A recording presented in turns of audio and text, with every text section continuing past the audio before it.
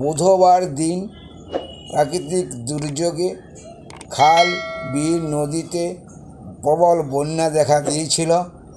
রায়পুর থেকে আখুটা যাবার পথে হলুদকানালি নদীতে তলিয়ে গেল একটি মারুতি।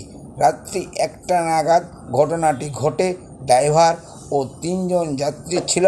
ড্রাইভার ও 3 জন যাত্রী কোনো রকমে বেঁচে যায়। গাড়িটি হদিশ পাওয়া যায়নি, বন্যার তলে চলে গেছে। ঘটনাস্থলে রায়পুর থানার পুলিশ আসে।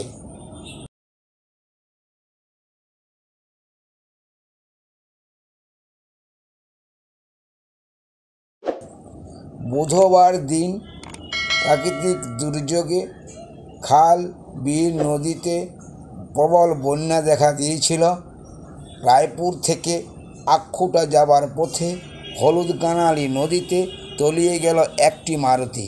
রাত্রি 1টা নাগাদ ঘটনাটি ঘটে। ড্রাইভার ও 3 জন যাত্রী ছিল।